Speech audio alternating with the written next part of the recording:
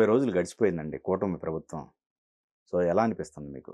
ఇక్కడ ఒకటి వాస్తవం ఏంటి అంటే, ప్రజలు చాలా హై ఎక్స్‌పెక్టేషన్ తోటి చంద్రబాబు నాయుడు గారికి ఓట్లేయటం జరిగింది. హ్మ్. చంద్రబాబు నాయుడు గారి నాయకత్వంలో ఉన్న ఎన్‌డీఏ కూటమికి. ఓకే.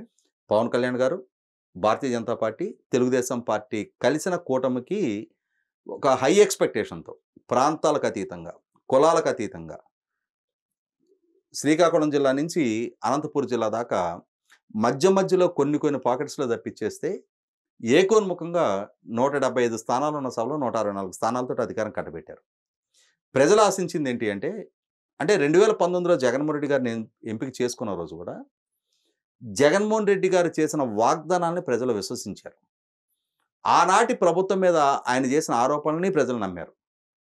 కానీ వాస్తవ రూపంలోకి వచ్చేటప్పటికి, జగన్మోహన్ రెడ్డి గారు ఆనాటి ప్రభుత్వం మీద చేసినయన్నీ కూడా అసత్యపు ఆరోపణలు, కల్పించిన కట్టుకథలతో కూడిన ఆరోపణలు చేశారనేది ప్రజలు రియలైజ్ అయ్యారు.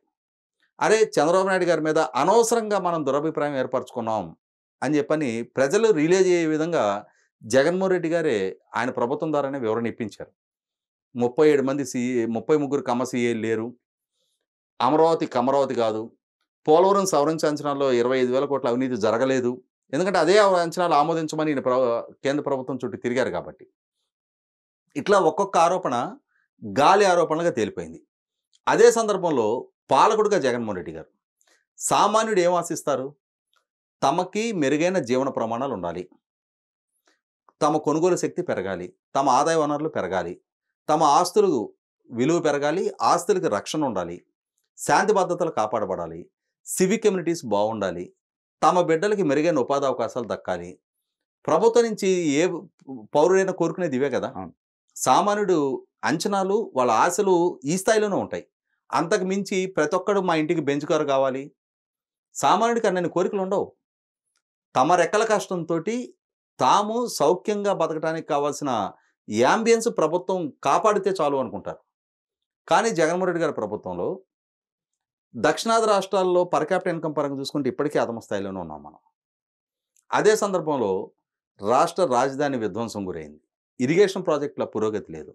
జగన్మోహన్ రెడ్డి గారి పాలనలో అన్ని వర్గాలు వివక్షకు గురైనవి కాబట్టే ఇప్పుడు మళ్ళీ మనం ఆ పూర్వపరాల్లోకి వెళ్ళి ఆయన ఈ తప్పులు చేశారు, ఆ తప్పులు చేశారని చెప్పని విశ్లేషించవసరం. ఎందుకంటే ప్రజల ఒక అభిప్రాయానికి వచ్చేసారు కాబట్టే అంత ఘోరంగా ఆయన్ని ఓడించారని కూడా అన్న నేను. ప్రజలు శిక్షించారు.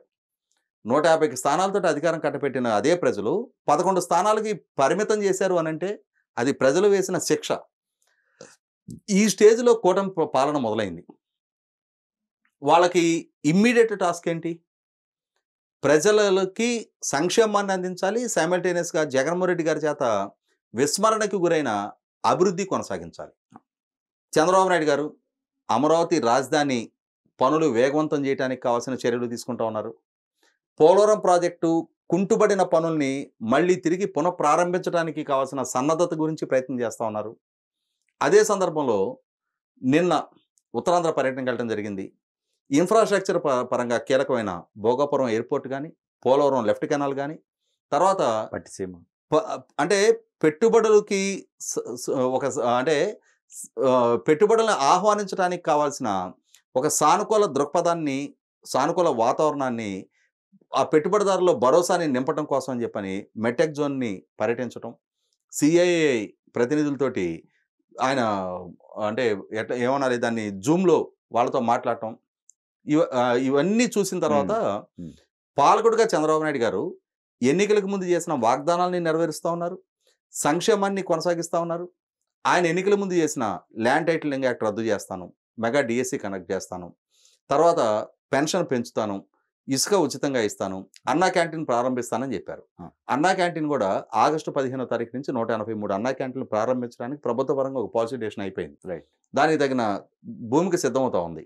ఇట్లా సంక్షేమాన్ని, అభివృద్ధిని సైమల్టేనియస్గా పరుగులెత్తించే ప్రయత్నం చేస్తూ ఉన్నారు. అదే సందర్భంలో బీపీసీఎల్ లాంటి అతి భారీ పెట్టుబడిని ఆహ్వానించడానికి కావాల్సిన చర్చలు జరుగుతూ ఉన్నాయి. మేబీ ఒకవేళ వాళ్ళ వైపు నుంచి ఆంధ్రప్రదేశ్ రాష్ట్రాన్ని పరిగణలోకి తీసుకొని మేము ఏర్పాటు చేస్తున్నాము అని చెప్పాను కనుక వాళ్ళ నుంచి ఒక స్పష్టత వస్తే ఒక భారీ అచీవ్మెంట్ అది. ఎందుకంటే 70,000 కోట్ల నుంచి 1,00,000 కోట్ల వరకు ఇన్వెస్ట్మెంట్ రావచ్చు అని అంటున్నారు. 25,000 మందికి డైరెక్ట్ ఎంప్లాయ్మెంట్ దక్కుతుంది అని అంటున్నారు. మచిలీపట్నం ప్రాంతంలో గ్రౌండింగ్ అయినా, శ్రీకాకుళంలో గ్రౌండింగ్ అయినా, లేదు దుగ్గరాజపట్నం, కృష్ణపట్నం లాంటి ప్రాంతాల్లో గ్రౌండింగ్ అయినా కూడా అది రాష్ట్రానికి ఒక తలమానికంగా మారటం ఖాయం. ఇటువంటి పరిస్థితుల్లో 100కి 100 పాళ్ళు రాష్ట్రం గత 5 సంవత్సరాలుగా ఏ రకమైన వాతావరణాన్ని అయితే ప్రజలు ఆశించారో, ఆ జగన్మోహన్ రెడ్డి గారి వల్ల ఏదైతే దక్కలేదని భావించారో, ఏ కారణంగా జగన్మోహన్ రెడ్డి గారిని అయితే ఓడించారో, అటువంటి పొరపాట్లు జరగకుండా రాష్ట్రాన్ని అభివృద్ధిని, సంక్షేమాన్ని సమపాలలో పరుగులెత్తించడానికి కావాల్సిన చర్యలు తీసుకుంటా ఉన్నారు. అదే సందర్భంలో 2024 ఎన్నికలకు ముందు తెలుగుదేశం శ్రేణులు కూడా ఆశించింది ఏంటి అంటే, తాము అధికారంలోకి వచ్చి రాగానే తమ ప్రత్యర్థుల మీద భౌతిక దాడులు జరగాలి, తమను వేధించిన వాళ్ళు, తమ మీద దాడులు దౌర్జన్యానికి పాల్పడ్డాళ్ళు, తమ ఆర్థిక మూలాలు దెబ్బతీసిన వాళ్ళు, తమ నాయకుల్ని, తమ పార్టీ వారిని ఇష్టారీతిన దూషించిన వాళ్ళని సోషల్ మీడియా ద్వారా మార్ఫింగ్ ఫోటోలతోటి, మార్ఫింగ్ వీడియోలతోటి వ్యక్తిత్వ హననానికి పాల్పడ్డాలని వీళ్ళందరినీ కఠినంగా శిక్షించాలని ఆశించారు. కానీ చంద్రబాబు నాయుడు గారు సంయమనం పాటిస్తా చట్టపరంగానే ప్రొసీడ్ అవుతున్నారు తప్ప భౌతిక దాడుల్ని ప్రోత్సహించట్లేదనేది కళ్ళ ముందు కనిపిస్తూనే ఉంది. కొంత తెలుగుదేశం శ్రేణులు అది అసంతృప్తి ఉంటే ఉండుండొచ్చు. కానీ ప్రభుత్వం అనేది బాధ్యతగా వ్యవహరించాలి. ప్రభుత్వం శాంతి భద్రతను కాపాడే స్థితిలో ఉండాలి. నిర్ణయాధికారం ఉన్న పాలకుడిగా చంద్రబాబు నాయుడు గారు రాష్ట్రంలో ఒక రావణ కాష్టాన్ని రగిల్చే ప్రయత్నం ఆయన వైపు నుంచి జరగట్లా. ఖచ్చితంగా ఆయన సంయమనాన్ని పాటిస్తూ ఉన్నారు. తన శ్రేణుల్ని నచ్చజెప్పే ప్రయత్నం చేస్తూ ఉన్నారు. అదే సందర్భంలో ఈ ప్రభుత్వంలో జరిగిన అవినీతి, అరాచకాలు, ఆక్రమణలు, పరిధి దాటి ప్రవర్తించిన అధికారుల వైఖరి, ఇవన్నీ కూడా వాసుదేవరెడ్డి దగ్గర నుంచి మొదలుపెట్టి చాలామంది మీద, ఆల్రెడీ నిన్న ఐఎన్పిఆర్ కమిషనర్గా పనిచేసిన విజయకుమార్ రెడ్డి మీద, టీటీడీ ఈఓగా పనిచేసిన ధర్మారెడ్డి మీద విజిలెన్స్ ఎంక్వైరీకి ఆదేశించారు. వాసుదేవరెడ్డి మీద సిఐడి విచారణ జరుగుతూ ఉంది. ఇటువంటి పరిస్థితిలో మరింత మంది మీద ఈ విచారణ జరగడానికి ఆస్కారం ఉంది. కొన్ని వేల కోట్ల రూపాయల ప్రజాధనం అక్రమంగా లూటీ అయింది. ఇటువంటి పరిస్థితిలో ప్రభుత్వ పరంగా ఆ చర్యలకి ఉపక్రమిస్తూ ఉన్నారు. కాబట్టి నెల రోజుల ఈ ప్రస్థానం చూస్తే ఒక ఆరోగ్యకర వాతావరణంలోనే పాలన ముందుకు సాగుతున్నట్టుగా మనకు స్పష్టమవుతా ఉంది. ఇక్కడ ఒకటి గమనిస్తే అండి, చంద్రబాబు నాయుడు గారికి అన్నీ కలిసి వచ్చినాయి అనుకోవాలి. ఎందుకంటే కేంద్రం నుంచి ఫుల్ సపోర్ట్, ఒక పక్కన పవన్ కళ్యాణ్ గారిది, ఇంకో పక్కన లోకేష్ గారిది, అలాగనే మంత్రి వర్గంలో ఎవరైతే ఇప్పుడు ఉన్నారో వాళ్ళందరూ కూడా యంగ్స్టర్స్. ఇవన్నీ కూడా ఓవరాల్గా అదే స్పీడ్ అందుకోవడానికి. అంటే ఇక్కడ చంద్రబాబు నాయుడు గారికి కూడా మనకి సామెత ఉంది కదా, కలిసి వచ్చే కాలం వస్తే నడిచి వచ్చే బిడ్డ పుడతాడు అన్నట్టు. అట్లాగే ఇప్పుడు కూడా ఏమైందంటే ఒక యువ బృందం దొరికారు ఆయనకి. దాదాపుగా ఆయన ఇప్పుడు ఎంపిక చేసుకున్న మంత్రివర్గంలో 17 మంది మొట్టమొదటిగా మంత్రులుగా పదవి బాధ్యతలు చేపట్టారు. అందులో 10 మంది మొట్టమొదటిసారిగా శాసనసభకి ఎంపికైన వాళ్ళు. వాళ్ళ ఏజ్ గ్రూప్ పరంగా కూడా చూసుకుంటే మంచి ఎనర్జీ లెవెల్ ఉన్నాళ్ళు, చదువుకున్నాళ్ళు, విషయ పరిజ్ఞానం ఉన్నాళ్ళు, ఖచ్చితంగా ప్రజలకి సమాజానికి ఏదైనా చెయ్యాలనే తాపత్రయం ఉన్నాళ్ళు. ఇటువంటి వాళ్ళతోటి ఆయన ఒక మంత్రివర్గాన్ని ఏర్పరచుకొని మన కళ్ళ ముందు చాలా స్పష్టంగా కనిపిస్తూ ఉంది. బాధ్యతలు చేపట్టగానే ఇరిగేషన్ ప్రాజెక్టుల దగ్గరికి వెళ్ళిపోయి పనిచేస్తున్న రామానాయుడు గారు కనిపిస్తూ ఉన్నారు. వ్యవసాయ శాఖ మంత్రిగా అచ్చెన్నాయుడు గారి పనితీరు కనిపిస్తూ ఉంది.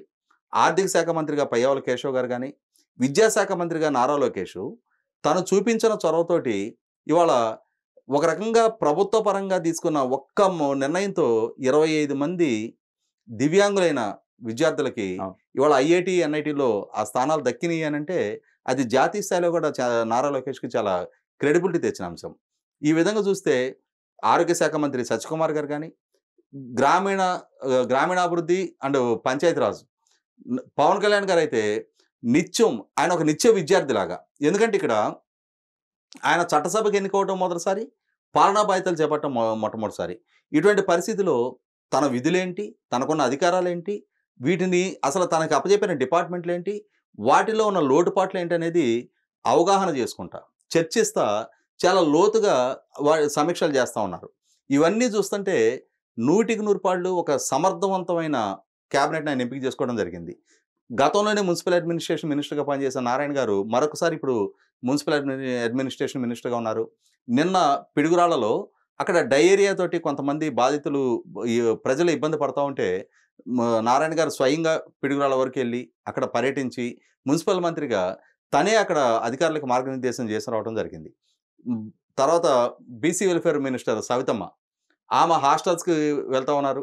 హోమ్ మినిస్టర్గా అనిత గారు, వీళ్ళందరూ పనితీరు చూస్తుంటే 100కి, అలాగే గుమ్మడి సంజయరాణి గారు, ఉమ్. ఆమె అధికారులతో సమావేశాలు ఏర్పాటు చేసి గంజాయి వినియోగానికి దూరంగా ఉండండి, చేతులు ఎత్తి మొక్కుతున్నా అని చెప్పని ఆమె అభ్యర్థిస్తున్న తీరు చూస్తుంటేనే 100% ఒక బాధ్యతాయుతమైన క్యాబినెట్ని చంద్రబాబు నాయుడు గారు ఎంపిక చేసుకున్నారు.